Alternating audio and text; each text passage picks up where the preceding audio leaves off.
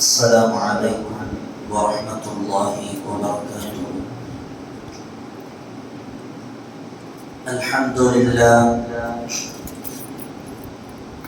لله رب العالمين، والعاقبة للمتقين، الصلاة والسلام على أشرف المرسلين وعلى آله وصحبه أجمعين، أما بعد.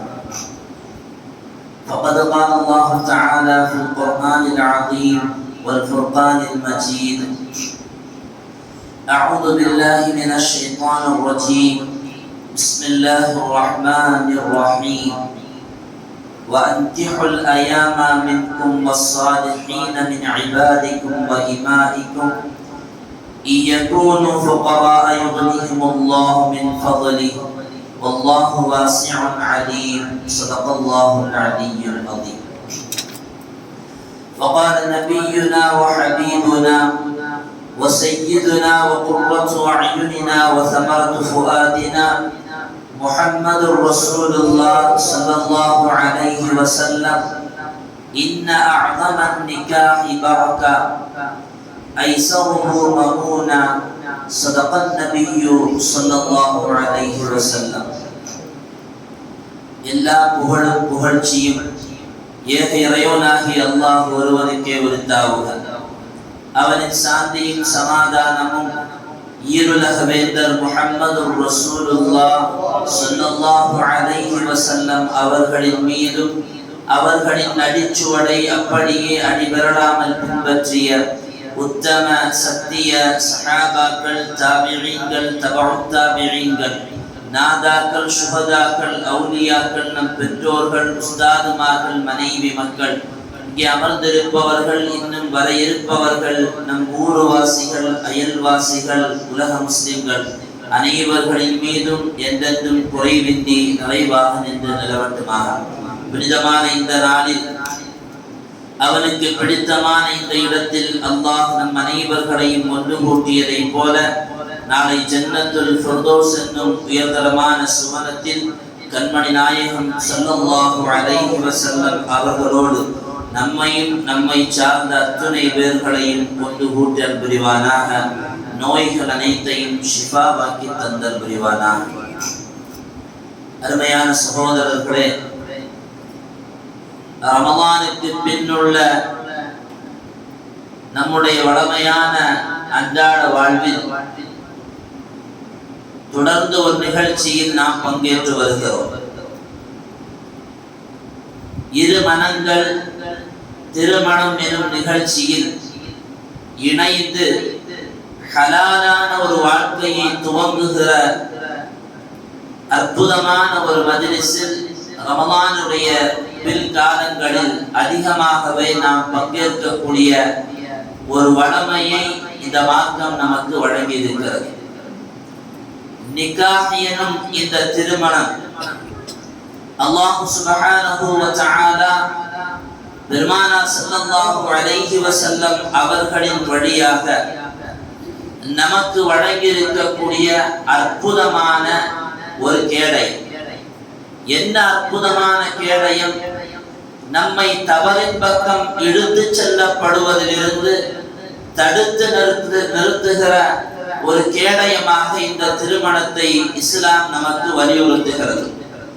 ஸல்லல்லாஹு அலைஹி வஸல்லம் அவர்களின் ஒரு ஹதீஸை, சஹாபாக்களை பார்த்து அறிவித்த ஒரு அறிவிப்பை ஹதீஸ் கிரந்தங்களில் இப்படி பார்க்க முடியும்: யா மஅஷர ஷபாப், பெருமானார் அவர்கள் வாலிபர்களை பார்த்து அழைத்து கூறினார்கள்: வாலிப கூட்டமே, மனிஸ்ததாஅ மின்குமுல் பாஅ, உங்களில் திருமணம் முடிப்பதற்கான வசதி இருந்தவர்கள், வசதி படைத்தவர்கள் இருந்தால் ஃபல்யதஸவ்வஜ், அவர்கள் திருமணம் முடித்துக் கொள்ளட்டும். ஏன் தெரியுமா? ஃபைன்னஹு அகத்து லில்பஸரி வ அஹ்ஸனுல் ஃபர்ஜி, அந்த திருமணம் நம்முடைய பார்வையை தவறின் பக்கம் செல்வதிலிருந்து தடுத்து நிறுத்தும் கேடை. அந்த திருமணம் நம்முடைய மர்மஸ்தானத்தை தவறின் பக்கம் இழுத்து செல்லப்படுவதிலிருந்து தடுத்து நிறுத்தும் கேடயம். எனவே நீங்கள் திருமணம் முடித்துக் கொள்ளுங்கள் என்று ஹதரத் முஹம்மது ரசூலுல்லாஹி ஸல்லல்லாஹு அலைஹி வஸல்லம் சஹாபாக்களின் வாலிப சமூகத்தை பார்த்து சொன்னார். திருமணம் என்பது நம்மை தவறான மார்க்கத்தின் பக்கம், தவறான வழியின் பக்கம் செல்லுவதிலிருந்து நம்மை தடுத்து நிறுத்தும் கேடயம் என்பதை ஹதரத் ஸல்லல்லாஹு அலைஹி வஸல்லம் சொல்வதின் வழியாக அருமையானவர்களை திருமணம் முடிக்க வேண்டியது இஸ்லாம் நமக்கு சொல்லி தந்திருக்கும் கடமை. யார் முடிக்க வேண்டும்? அதற்கான சக்தி படைத்தவர்கள் முடிக்க வேண்டும். ஒருவேளை அப்படி திருமணத்தை மறுத்து பேசுகிறான் என்று சொன்னால் ஃபலைஸ மின்னா, அவன் என்னை சார்ந்தவன் இல்லை என்றும் பெருமானார் ஸல்லல்லாஹு அலைஹி வஸல்லம் திருமணத்தை மறுத்து பேசுபவர்களை பற்றியும் சொல்லியிருக்கிறார்கள். அந்த திருமணத்தை முடிப்பவர்களை பற்றி பெருமானார் அவர்கள் இன்னும் கொஞ்சம் அதிகமாக சொல்லுகிறார்கள். இதா தஸவ்வஜல் அபுது, ஒரு அடிமை, ஒரு மனிதன் திருமணம் முடித்தால் ஃபகத் இஸ்தக்மல நிஸ்ஃப தீனிஹி, அவனுடைய தீனின் பாதியை அவன் பரிபூர்ணமாக்கி விட்டான். ஃபல்யத்தகில்லாஹ ஃபின் நிஸ்ஃபில் பாக்கி, மீதம் இருக்கக்கூடிய பாதியை அவன் அல்லாஹ்வை அஞ்சி வாழட்டும் என்று கண்மணி நாயகம் ஸல்லல்லாஹு அலைஹி வஸல்லம் திருமணத்தை ஒரு மனிதனுடைய தீனின் பாதி என்று வரையிலையும் சொல்லி தருகிறார்கள். அப்ப திருமணம் முடிக்க வேண்டும், திருமணம் வாழ்க்கையை மேற்கொள்ள வேண்டும் என்பதை எல்லாம் இஸ்லாம் சொல்லி தருகிறது. இந்த திருமணம் முடிப்பதற்கான வசதி படைத்தவர்கள் திருமணம் முடிக்காமல் தன்னுடைய வாழ்க்கையை தான் நினைத்ததை போல் அமைத்துக் கொள்வதற்கு மார்க்கம் ஒருபோதும் அனுமதிக்கவில்லை. ஸல்லல்லாஹு அலைஹி வஸல்லம் அவர்களின் ஒரு ஹதீஸை இப்படி பார்க்க முடியும். மன் கான து தூனின், வசதி பெற்றவர்கள் இருந்தால், திருமணம் முடிப்பதற்கான வசதி பெற்றவர்கள் இருந்தால் ஃபல்யதஸவ்வஜ், அவர்கள் திருமணம் முடித்துக் கொள்ளட்டும் என்றார். திருமணம் முடியுங்கள் என்று சொல்லுகிற ஹதீஸ்களையும் ஆயத்துகளையும் கடந்து ஒருவன் வசதி படைத்தவன் இருந்தால், அவன் உடலாலும் பொருளாலும் தகுதியானவனாக இருந்தால் அவன் திருமணம் முடித்துக் கொள்ளட்டும் என்று சொல்லுகிறார்கள். ஒரு சஹாபி, அக்காஃப் என்ற ஒரு சஹாபி, இந்த சஹாபி ஸல்லல்லாஹு அலைஹி வஸல்லம் அவர்களை பார்ப்பதற்காக வேண்டி வருகிறார்கள். நாயகம் ஸல்லல்லாஹு அலைஹி வஸல்லம் ஸலவாத்து சொல்லுவோம் முஹம்மது ரசூலுல்லாஹ் வந்தா ஹயாத்தாவது பள்ளிவாசலில் மஜ்லிஸ் என்ன ஹயாத்தான்னா ஸல்லல்லாஹு அலைஹி வஸல்லம் அவங்க பேரை கேட்கும்போது ஸலவாத்து சொல்லுவோம். பெருமானார் அவர்களை பார்ப்பதற்காக வேண்டி ஒருவர் வருகிறார். அவர் பெயர் அக்காஃப் இப்னு பிஷ்ரு தமீமி, தமீமி கோத்திரத்தை சார்ந்தவர். பெருமானார் அவர்களை பார்க்க வருகிற பொழுது ஸல்லல்லாஹு அலைஹி வஸல்லம் வந்தவரிடத்தில் நலம் விசாரிப்பதும் அவர் வாழ்வாதாரத்தை பற்றி விசாரிப்பதையும் எல்லாம் வளமையாக கொண்டவர்கள் அடுத்த கட்டமாக விசாரிப்பார்கள், திருமணமாகிவிட்டதா. எனவே வந்த அக்காஃபை பார்த்து கேட்டார்கள், ஹல்லக ஜௌஜத்துன், திருமணம் முடிஞ்சிருச்சான்னு கேட்கிறாங்க. வந்த அந்த நபர் சஹாபி சொல்லுவார்கள், யா ரசூலல்லாஹ், இல்லை என்பார். பெருமானார் அவர்கள் கேட்பார்கள், திருமணம் முடிப்பதற்கான எல்லா வசதி வாய்ப்பும் உங்களுக்கு இருக்குதானே? ஆமாம் யா ரசூலல்லாஹ், வான மூசிரும் பிகைரின், நான் திருமணம் முடிப்பதற்கான எல்லா வசதியும் உள்ளவன் தான். உடனே ஸல்லல்லாஹு அலைஹி வஸல்லம் கொஞ்சம் கடுகடுத்து கேட்பார்கள், அந்த இதா மின் இஹ்வானி ஷயாத்தீன், இங்க திருமணம் முடிக்காம இருக்கிறீங்களே ஷைத்தானுடைய சகோதரனா என்று கேட்கிறார்கள். அருமையானவர்களை, திருமணம் முடிக்காதவர்களை பார்த்து பெருமானார் அவர்கள் அக்காஃப் ரலியல்லாஹு அன்ஹு அவர்கள் மூலமாக இந்த சமூகத்திற்கு சொன்ன தகவல் என்ன தெரியுமா? எல்லா வசதி வாய்ப்பும் இருந்தும் நீ திருமணம் முடிக்காம இருக்கிறியே, அப்ப நீ ஷைத்தானுக்கு சகோதரனான்னு கேட்டாங்க. ஒரு படி மேலே போய் திரும்ப கேட்கிறார்கள், லவ் குன்த ஃபின் நஸாரா குன்த மின் ருஹ்பானிஹி, ஒருவேளை நீ கிறிஸ்துவனாக இருந்திருந்தால், திருமணம் முடிக்காமல் கிறிஸ்துவனாக இருந்திருந்தால் அந்த சமூகத்தில் நீ பாதிரியாராக இருந்திருக்கலாம் என்று பெருமானார் ஸல்லல்லாஹு அலைஹி வஸல்லம் திருமணம் முடிக்காத அந்த சஹாபியை பார்த்து நாயகம் பேசிய வார்த்தை. இஸ்லாம் அந்த அளவிற்கு திருமணத்தை வலியுறுத்துகிறது. இந்த திருமண வாழ்க்கை என்பது ஏதோ நேற்றோ அதற்கு முந்தைய நாட்களிலோ துவங்கியதல்ல. குர்ஆன் சொல்லுகிறது, திருமணம் யாருடைய வழிமுறை என்று தெரியுமா? உங்களுடைய நபியுடைய வழிமுறை மட்டுமல்ல. வலகத் அர்ஸல்னா ருஸுலம் மின் கப்லி, உங்களுக்கு முன்னால் அனுப்பப்பட்ட அத்துணை ரசூல்மார்களை எல்லாம் நாம் தான் அனுப்பினோம். வஜஅல்னாஹும் அஸ்வாஜம் வதுர்ரியா, அந்த ரசூல்மார்களுக்கு நாம் மனைவியையும் பிள்ளைகளையும் மாற்றியிருக்கிறோம். சுன்னத்துல் அம்பியா, திருமணம் என்பது அது ரசூல்மார்களுடைய நபிமார்களுடைய சுன்னத்து என்பதை இந்த ஆயத்து நமக்கு சொல்லித் தருகிறது. வாலிபர்களுக்கெல்லாம் தோணலாம், இப்போது திருமணம் முடிக்கிற வயசு வந்த வாலிபர்களுக்கு என்ன மெடலாம், ஹசரத் நல்லா பேசுறாங்க, இன்னைக்கு போய் பாப்பாட்ட சொல்லி எப்படியாவது ஒரு கல்யாணத்தை முடிச்சிட வேண்டியதான். பாப்பா வேற அதுக்கு வேற குறுக்கா உட்கார்ந்து இருக்கிறாங்க. அருமையான வாலிபர்கள் எதற்கு தகுதியும் வேண்டும், அதற்கான எல்லா வசதி வாய்ப்புகளும் இருந்து திருமணம் முடிக்க வேண்டும் என்பதைத்தான் இந்த ஹதீஸின் வழியாக நான் சொல்லி வருகிறேன். ஏன்னா விவகாரமும் பேரக்கூடாது. நீங்க பாட்டு பேசி விட்டுட்டீங்க, அவன் திருமணம் முடிக்கணும்னு சொல்றான். அருமையானவர்களே, தஸவ்வது ஃபலைஸ ஃபில் ஜன்னா ஐஸபு, நாளை சுவனத்தில் எல்லோருமே திருமணம் முடித்துத்தான் இருப்பார்கள். இங்கே திருமணம் முடிக்காதவர்களும் நாளை சுவனத்தில் திருமணம் முடித்து ஜோடியோடத்தான் இருப்பார்கள். நபிமார்களில் ஈசா அலைஹிஸ்ஸலாம், இல்யாஸ் நபி அலைஹிஸ்ஸலாம் திருமணம் முடிக்காதவர்களாக இந்த துன்யாவில் வாழ்ந்தவர்கள் நாளை சுவனத்தில் திருமணம் முடித்தவர்களாக ஜோடிகளாக இருப்பார்கள். சுவனத்தில் ஜோடிகள் அல்லாமல் அங்கே வேலை இல்லை.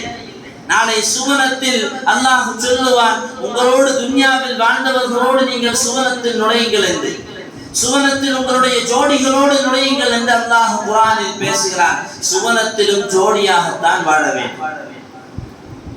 பெருமானார் ஸல்லல்லாஹு அலைஹி வஸல்லம் அவர்கள் சுன்னத்தான வழிமுறையாக இந்த நிக்காஹை நமக்கு சொல்லித் தந்திருக்கிறார்கள். நிக்காஹை முடிப்பதன் மூலமாக நமக்கு பொருளாதாரம் நஷ்டம் ஏற்பட்டு விடவெல்லாம் என்றெல்லாம் சிலர்களுக்கு சந்தேகம் வரலாம். ஒருபோதும் நிக்காஹின் மூலமாக அல்லாஹ் எந்த பொருளாதார வீழ்ச்சியும் நமக்கு தரமாட்டார். நிக்காஹ் செய்வதன் மூலமாக அல்லாஹ் சுப்ஹானஹு வ தஆலா நமக்கு வாழ்வாதாரத்தில் பரக்கத்தை தருவான் என்பதில் எந்தவித மாற்று கருத்தும் இல்லை. பெருமானார் ஸல்லல்லாஹு அலைஹி வஸல்லம் ரபீஅத்துல் அஸ்லமியா என்கிற ஒரு சஹாபி, ஏழையான சஹாபி, பெருமானார் அவர்களுக்கு பணிவிடை செய்வதிலேயே தன்னுடைய வாழ்க்கையை கழித்தவர்.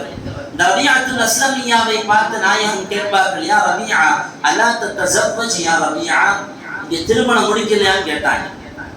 இந்த சஹாபி சொன்னார்கள், யா ரசூலல்லாஹ், என் நிலைமை உங்களுக்கு தெரியும். நானே உங்க வீட்டுல வந்து வேலை செய்து உங்களுக்கு பணிவிடை செய்து நீங்க உணவு செய்யறதுல கொஞ்சம் நானும் சாப்பிட்டு வாழ்ந்து வர்றேன்.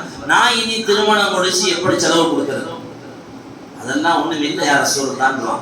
பெருமானார் அவர்கள் பின்னால் ஒரு தடவை பார்ப்பாங்க, அலா தத்தஸவ்வஜ் யா ரபீஆ, திருமணம் முடிக்கலையான்னு கேட்பாங்க. அப்பவும் அதே தான் சொல்லுவார். திரும்பவும் பார்ப்பாரு, அலா தத்தஸவ்வஜ் யா ரபீஆ, திருமணம் முடிக்கலான்னு கேட்பாங்க. ஸல்லல்லாஹு அலைஹி வஸல்லத்துக்கு தெரியாதா அவர் ஏழையானவர்னு? அவர் ஒண்ணு பெரிய வசதி வாய்ப்பு இல்லாதவர் தெரியாதா? பெருமானார் அவர்கள் திரும்ப திரும்ப கேட்ட உடனே சஹாபி, இல்லை யா ரசூலல்லாஹ் என்று சொன்னவர்கள் வீட்டுல போய் உட்கார்ந்து தெருவோரமா உட்கார்ந்து சிந்திக்கிறாங்க. நம்ம நிலைமை ரசூலுல்லாஹ்வுக்கு தெரியும், நம்ம என்ன நிலைமையில இருக்கிறோங்கிறது ரசூலுல்லாஹ்வுக்கு தெரியும். நம்முடைய தீனும் ஆகிரத்தையும் அல்லாஹ் அவர்களுக்கு அறிவித்து கொடுக்கிறான். பிறகு பெருமானார் அவர்கள் கேட்கும் போது நமக்கு வசதி இல்லைன்னு சொல்லணும். இன்னி ஒரு தடவை ரசூலுல்லாஹ் கேட்கட்டும், உடனே நம்ம சொல்லணும், யா ரசூலுல்லாஹ் திருமணம் முடிச்சு வைங்க.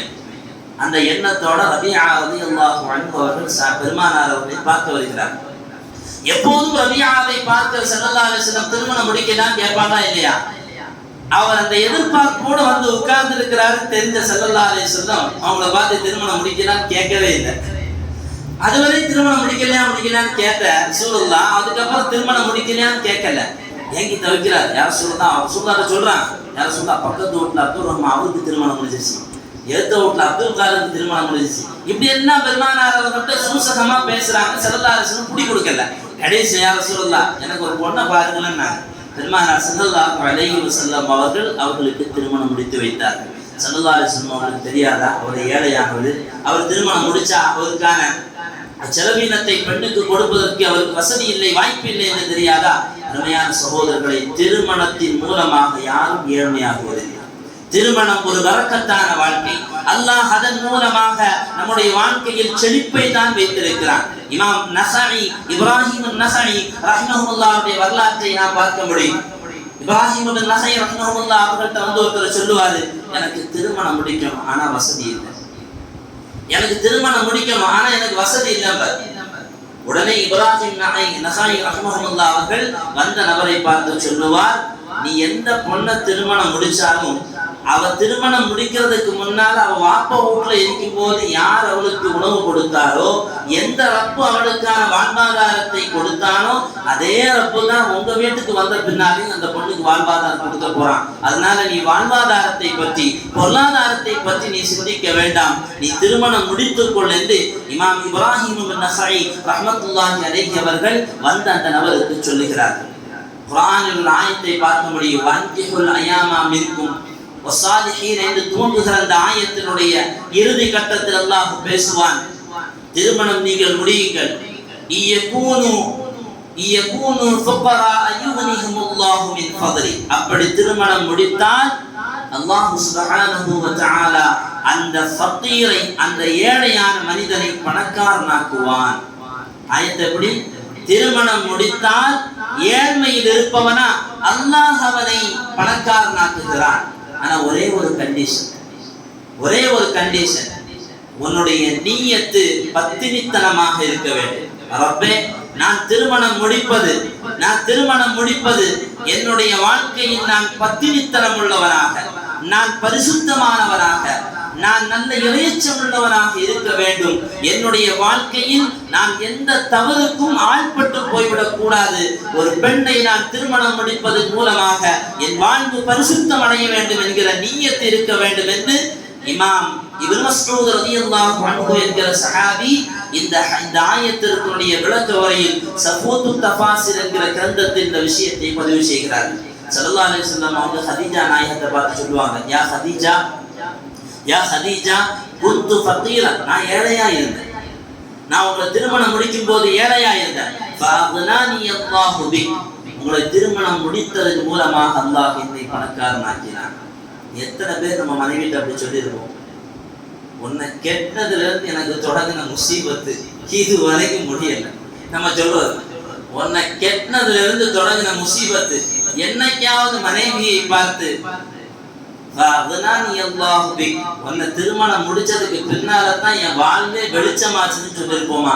அருமையான சகோதரர்களே, ஹதரத் முஹம்மது ரசூலுல்லாஹ் ஸல்லல்லாஹு அலைஹி வஸல்லம் தன்னுடைய மனைவியை பார்த்து சொல்லுகிறார்கள், ஹதீஜா, உங்களை திருமணம் முடித்ததற்கு பின்னால் தான் நான் அல்லாஹ் என்னை பணக்காரனாக்கினான். அருமையான சகோதரர்களே, பெற்றோர்களே, வாலிபர்களே, திருமணத்தின் மூலமாக ஒருவரும் ஏழ்மையை சந்திப்பதில்லை. திருமணத்தின் மூலமாக பரிசுத்தமான வாழ்க்கையை அடைய வேண்டும் என்று நினைக்கிற அத்தனை பேர்களுக்கும் அல்லாஹ் சுப்ஹானஹு வ தஆலா வாழ்வில் வெளிச்சத்தை தான் கொடுக்கிறான் என்பதை இந்த ஹதீஸுகளும் ஆயத்துகளும் நிகழ்வுகள் எல்லாம் நமக்கு சொல்லித் தருகிறது. அவன் நிக்காஹ் முடிக்கணும், ஏழ்மை ஒரு காரணம் அல்ல. மூன்றாவது ஒரு தகவல், நாம் நடத்துகிற நிக்காஹ் அது பரக்கத்துள்ளதாக இருக்கு. அப்படி நாம் நடத்துகிற நிக்காஹ் பரக்கத்துள்ளதாக இருக்க வேண்டுமானால் அதை எப்படி நடத்துவது?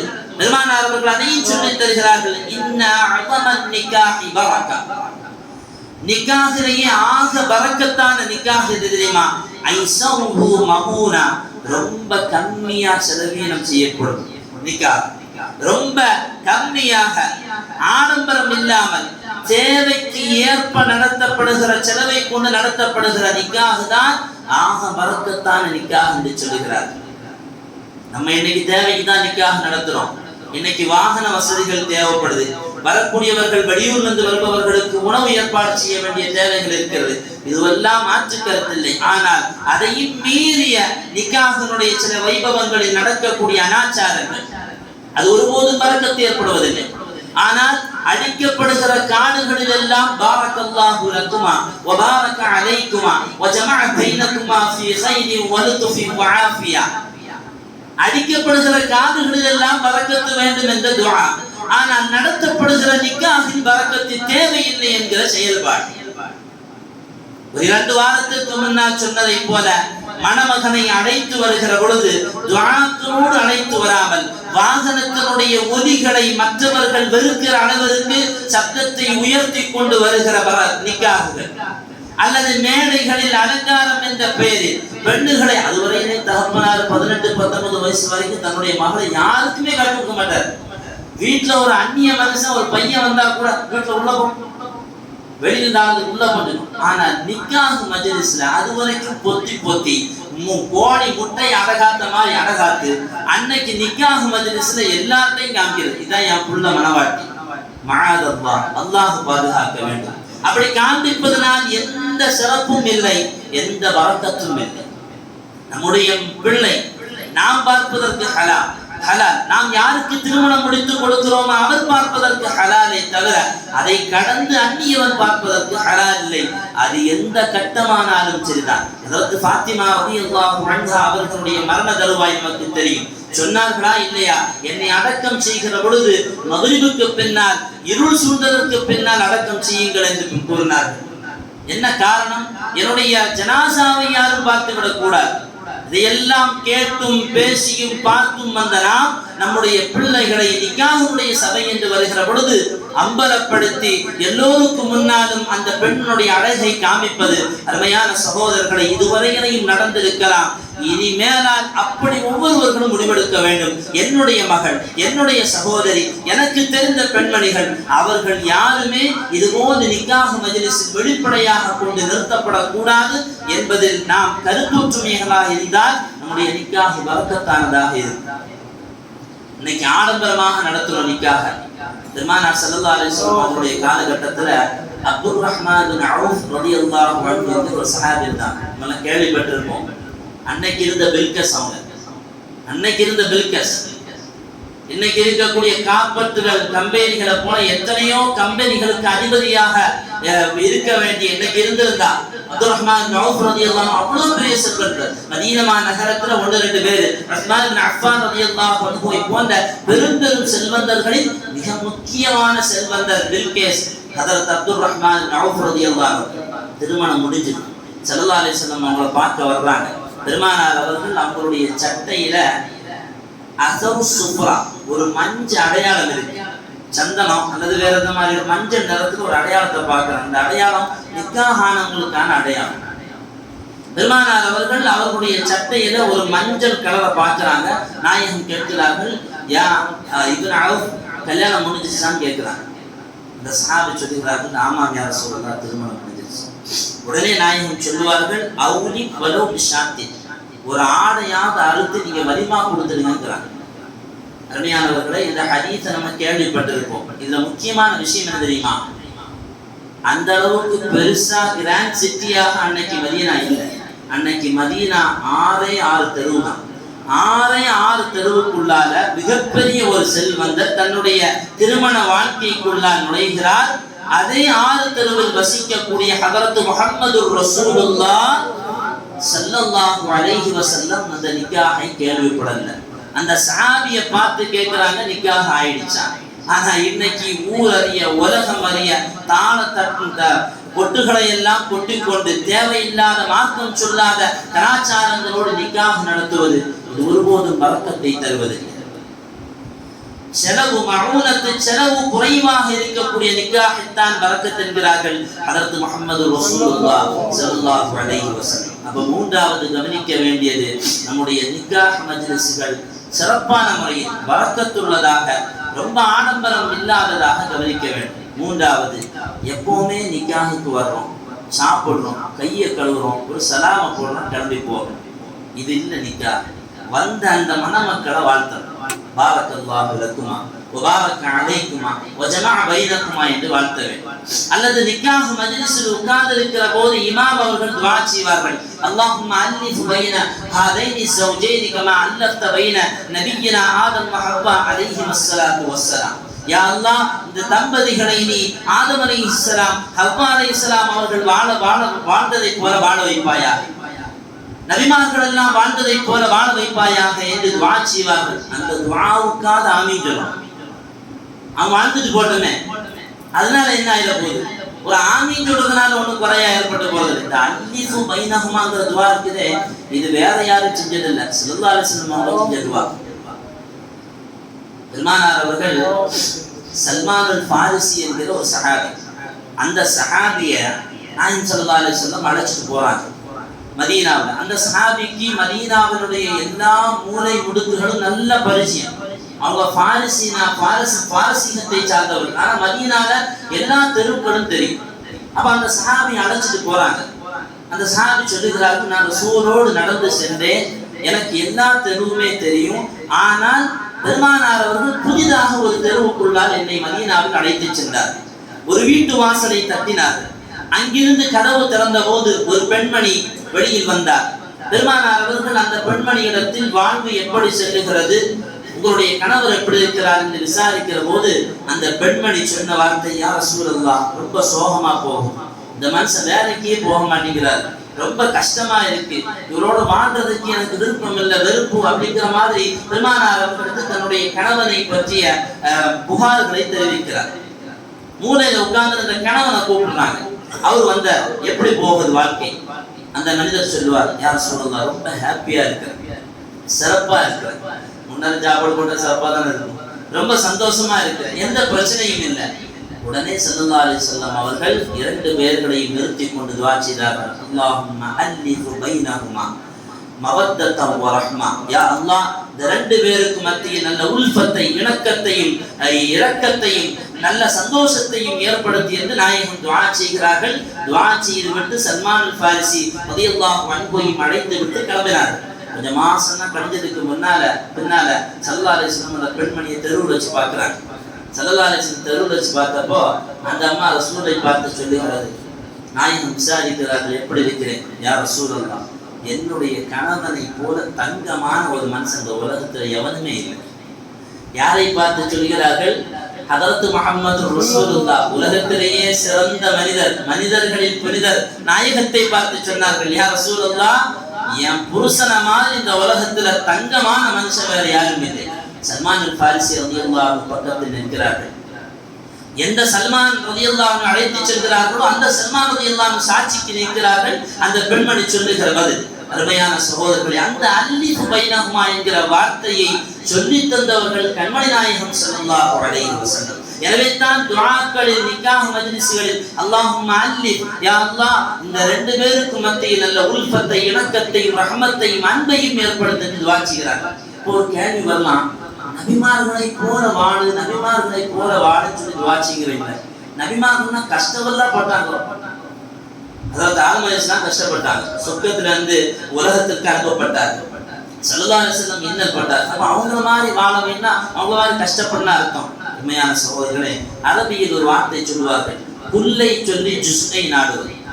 ஒரு விஷயத்தினுடைய ஒட்டுமொத்தத்தை சொல்லி அதிலிருந்து கொஞ்சத்தை நாம் எதிர்பார்ப்பது. உதாரணமா ஒரு சிங்கம், ஒருத்தரை பார்த்து சொல்றோம், சிங்கம் மாதிரி இருக்கான் பாருங்க, சிங்கம் மாதிரி இருக்கிறான் அப்படின்னா அவன் ட்ரெஸ்ஸே இல்லாம சிங்கம் மாதிரி தலைகளா நிற்கிறான்னு அர்த்தம் இல்லை. அவனோட அந்த சிங்கத்தை மொத்தமாக சொல்லி அந்த சிங்கத்திடம் இருக்கக்கூடிய வீரத்தை அவனிடத்தில் எதிர்பார்த்தேன். அதே போலத்தான் ஸல்லல்லாஹு அலைஹி வஸல்லம் அவர்களை அந்த துஆவும், நிக்காஹ் மஜ்லிஸ் நாம் செய்யக்கூடிய அந்த துஆவும், யா அல்லாஹ், நபிமார்களை போல வாழச் செய் என்று சொன்னால், நபிமார்களுடைய இபாதத்து நிறைந்த வாழ்க்கை, பத்தினித்தனமான வாழ்க்கை, குடும்பத்தோடு அனுசரித்து போன வாழ்க்கை, இதை போல் அவர்களை வாழச் செய்ய என்பதுதான் அந்த துஆவினுடைய அர்த்தம் என்பதை நாம் விளங்கிக் கொள்ள வேண்டும். அருமையான சகோதரர்களே, இப்படி நிக்காஹில் நாம் கவனிக்க வேண்டிய விஷயங்கள் இதையெல்லாம் கடந்து நிக்காஹ் முடிப்பதற்கு முன்னால் பெண்ணு பார்க்க போகும்போது ஒரே ஒரு தகவலை சொல்லி நான் முடிவு கோருவேன். பெண்ணு பார்க்க போகும்போது 4 விஷயங்களை இஸ்லாம் கவனிக்க சொல்கிறது. துன்கஹுல் மர்அத்து லிஅர்பஇ ஹிசால். பெண்ணிடத்தில் தீனை கவனிக்க வேண்டும், மாலை பொருளாதாரத்தை கவனிக்க வேண்டும், அழகை கவனிக்க வேண்டும். அதே நேரத்தில் இந்த தீனு தான் அடிப்படையாக இருக்கும். இப்னு மாஜா என்ற ஹதீஸ் கிரந்தத்தில் வருகிறது, ஒருவன் பெண்ணிடத்தில் அழகை மட்டுமே கவனித்தால் அந்த பெண்ணிடத்தில் அவன் வாழ்க்கையில் அடிமையாகி போய்விடுவான். ஒருவன் பெண்ணிடத்தில் செல்வத்தை மட்டுமே கவனித்து திருமணம் முடித்தால் அவன் அதற்கு பின்னால் மரியாதை இல்லாதவனாக நடத்தப்படுவான். இது ஹதீஸ் சொல்லி தருகிற தகவல். எனவே இதையெல்லாம் புரிந்துதான் நம்முடைய பிள்ளைகளுக்கும் சரி நமக்கும் சரி வாழ்க்கையை தேட வேண்டும். அப்படி ஒரு நல்ல ஒரு வாழ்க்கை அமைவதற்கான எல்லா முயற்சிகளும் துஆக்களும் நமக்கு இருக்க வேண்டும். எல்லாம் அல்லாஹ் சுப்ஹானஹு வ தஆலா திருமணத்திற்கு மார்க்கம் எப்படி சொல்லுகிறதோ அந்த அடிப்படையில் நம்முடைய திருமணங்களை நடத்துவதற்கு அல்லாஹ் தௌஃபீக் செய்தல் புரிவானாக. வ ஆகிரு தஅவானா அல்ஹம்துலில்லாஹி ரப்பில்